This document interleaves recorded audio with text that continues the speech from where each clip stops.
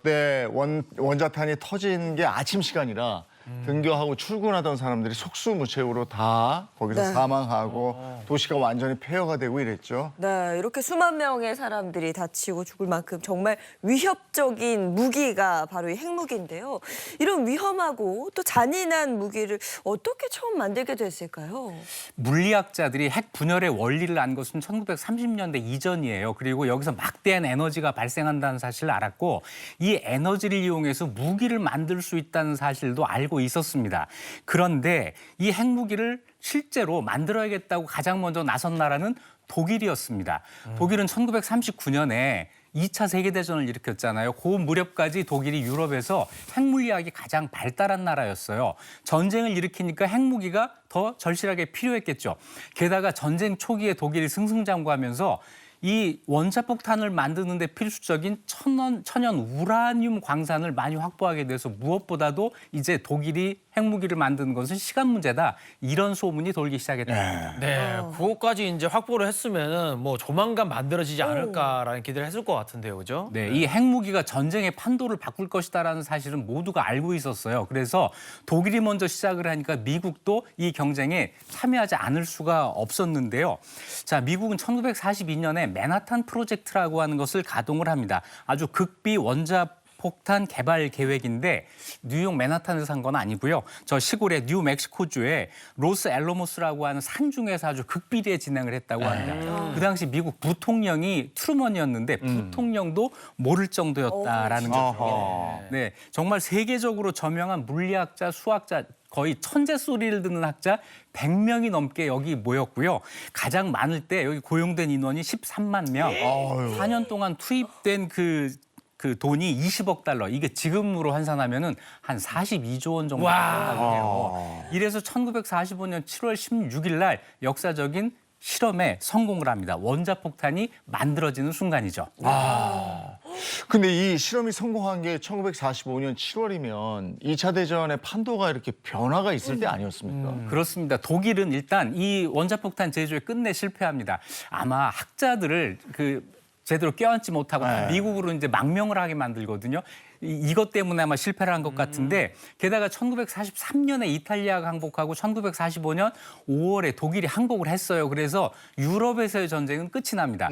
따라서 원자폭탄을 쓸 일도 없어졌는데 문제는 일본이었습니다.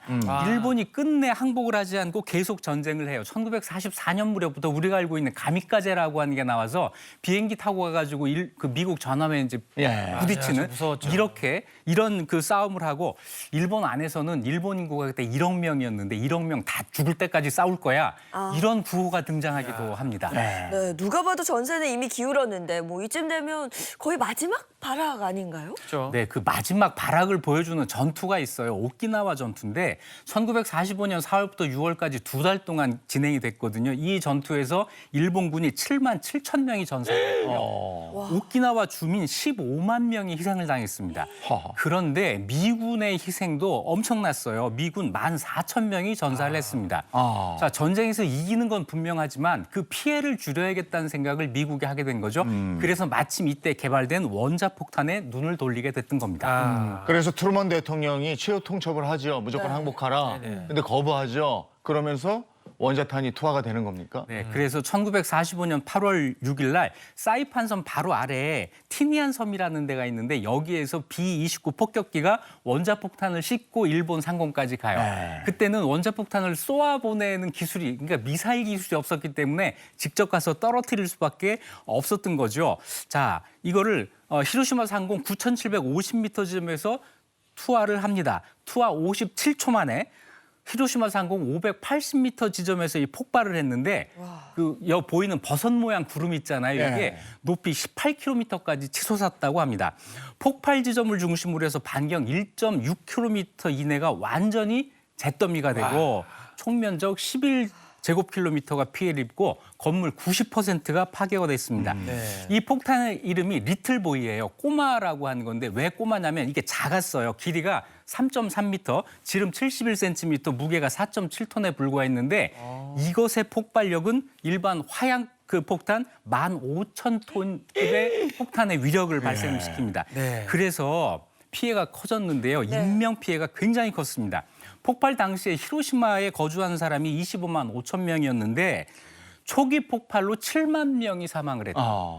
그 한 해가 지나기 전에 또 7만 명이 방사선 피폭으로 사망을 했어요. 아유. 이 네. 폭탄 하나로 14만 명 이상이 사망을 한 겁니다. 네, 제가 봤을 때 미국도 이거 폭탄을 투하하고 나서 이 정도로 파괴력이 있을 거라고 좀 놀랐을 것 같은데 네. 이렇게 피해를 입고도 일본이 항복을 안 한단 말이죠. 네. 그렇지 않나요? 즉시 항복을 안 했어요. 그래서 미국이 사흘 뒤인 8월 9일 날 이번에는 나가사키에 또 하나의 원자폭탄을 투하합니다. 이때도 7만 명 이상이 목숨을 잃어요. 그제서야 일본이 무조건 항복을 했고 1945년 8월 15일에 2차 세계대전이 끝이 나게 됩니다. 네. 자, 이렇게 해서 전쟁을 끝내긴 했지만 윤리적인 비난은 피할 수 없었잖아요. 네, 윤리적인 문제가 있습니다. 전쟁 승리를 위해서 일정 지역에 사는 사람들을 군인, 민간인 구별하지 않고 모두 죽이는 것이 과연 정당한가 하는 문제가 있는 거죠.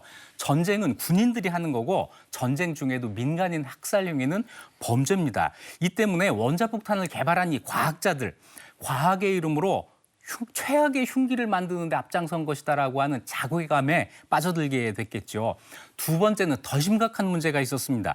원자폭탄의 위력이 검증이 됐잖아요. 2차 세계대전이 끝난 다음에 강대국들이 원자폭탄 개발에 경쟁을 벌입니다. 그러겠네. 자, 개수도 많아지고 성능도 훨씬 고도화되면서 이대로 가다가는 이 핵전쟁으로 인류가 공멸할 수도 있다고 하는 위기감에 빠지게 돼요. 그래서 국제적인 합의를 통해서 핵의 확산을 금지하기 위해서 노력을 하고 있지만 아직도 핵 보유국이 곧 강대국이다라고 한 이런 생각으로 이 개발 유혹에서 벗어나지 못하는 나라들이 있는 것이 사실입니다. 결국 히로시마의 원자폭탄은 눈앞에 세계대전은 끝냈지만 장기적으로 그보다 더 큰 문제를 만들어냈다라고 평가할 수가 있겠습니다. 네.